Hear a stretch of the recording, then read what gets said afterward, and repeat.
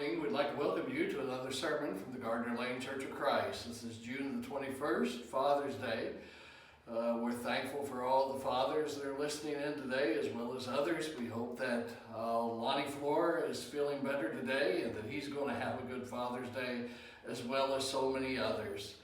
Today I want to talk with you for a few moments on the subject of fathers. We live in a very corrupt and wicked world. There is abortion, unborn babies being put to death. Pornography over the last 25 years has just exploded on the internet, and we live in a very, very wicked world. We're tempted to say that we live in the worst of times, though, but certainly that's not the case. The times of Noah hold the distinction as the most corrupt times ever. We see in Genesis chapter 6 and in verse 5, Genesis 6 and in verse 5, then the Lord saw the wickedness of man was great on the earth, and that every intent of the thoughts of his heart were only evil continually. And there we see that every intent of the thoughts of man were only evil continually. Picking up verse 6 and 7, it says, the Lord was sorry that he had made man on the earth, and it was grieved in his heart. And the Lord said, I will blot out man whom I have created from the face of the land, from the man to the animals, to creeping things, to the birds of the sky. For he says, I am sorry that I made them. In Genesis chapter 6 and in verse 8 through 10, it says, but Noah found favor in the eyes of the Lord. And the records of the generations of Noah, Noah was a righteous man, it says. He was blameless in his time, and Noah walked with God. And Noah became the father of his three sons, Shem, Ham, and Japheth. In 1 Peter chapter 3 and in verse 10, it says, which sometimes were disobedient, when once the long-suffering of God waited in the days of Noah, while the ark was a preparing, wherein few, that is, 8 souls, were being saved by water. Noah made a commitment, and he lived faithfully to the Lord, and he was able to save his family. So there's a couple of things I want you to see concerning Noah as a father this morning. One of the first things we see is that Noah had his own life in order. Noah had his own life in order. You can't get people to follow you unless you're doing what is right yourself. If you want, or if a boss wants you to be prompt and on time, then we see that a boss has to be prompt and on time. We see that you have to have your own life in order. In Genesis chapter 6 and verse 8 through 10, it says, and Noah found favor in the eyes of the Lord. These are the records of the generations of Noah, that Noah was a righteous man, and that he was blameless in his time. Noah walked with God. Noah became the father of 3 sons, Shem, Ham, and Japheth. The idea of righteousness or being righteous, it just simply means the idea of being right, doing what's right. If Noah can live a righteous life, so can we. Not only that, but we see as well that he did not let contemporary trends influence his life.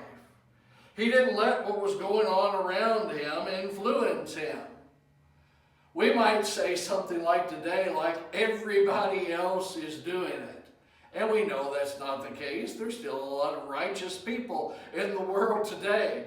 But when Noah said everybody else is doing it, that was the case. Everybody else was doing it. In Noah's time, that was literally true. The danger to let societal trends callous us and to wear us down. We see in Genesis and in chapter 6 and verse 8 through 10 again, but Noah found favor in the eyes of the Lord. And these are the records of the generations of Noah. Noah was a righteous man. He was blameless in his own time, and he walked with God. We see that he was blameless in his time. He didn't compromise. Consistency Consistency is very, very important. Something else we see regarding Noah is, in addition to his example, he also actively taught God's will. We see in 2 Peter and in chapter 2 and in verse 5, it says, "And spared not the old world, but saved Noah, the eighth person, the preacher of righteousness, bringing in the flood upon the world of the ungodly." What was he? He was a preacher of righteousness. What we need to do is to live a good example towards others. People might watch you for years, but still not know what to do to be saved. There is the example that instruction and teaching is also necessary along with being a good example. Something else we see regarding Noah as a father, and that is he didn't get so busy with his job that he failed to teach his sons. Some get so wrapped up with their work that they don't want to be with their family. Noah, he had a job. His job was building the ark. It was an enormous task. We see something about the long suffering of God here in Genesis chapter 6 and verse 3. "And the Lord said, My spirit shall not always strive with man, so that he is flesh, but yet his days shall be 120 years. And I take from that to mean that he was going to have 120 years to build the ark. So we see something about the long suffering of God. In Genesis chapter 7 and in verse 11 and 12, it says, "In the 600th year of Noah's life, in the 2nd month, in the 17th day of the month, the same day were all the fountains of the great deep broken up, and the windows of heaven were opened. And it rained upon the earth 40 days and 40 nights." We see that was in the 600th year of Noah.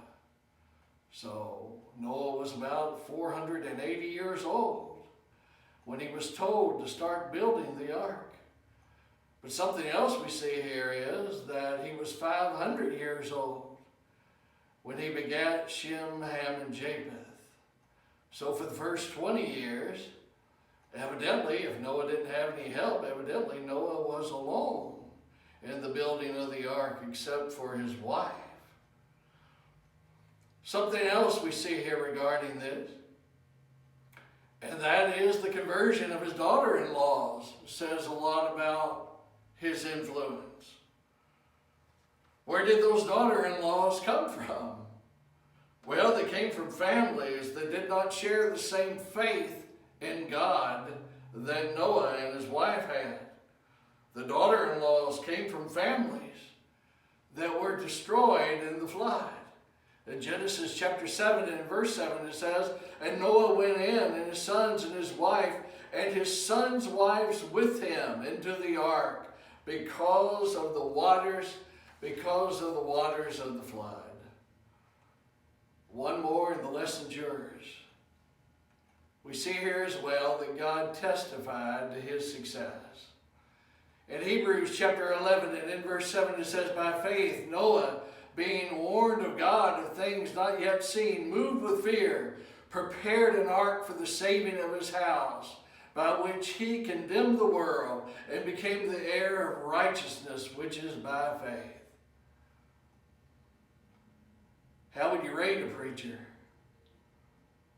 How would you rate a preacher that saved one person every 75 years? He saved 8 people in 600 years of his life. That's one every 75 years.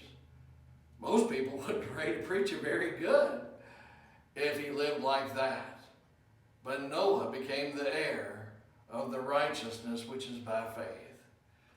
We certainly appreciate you tuning in this morning to us once again, and we ask that God be with you throughout this next week. Thank you. Thank you for listening this morning.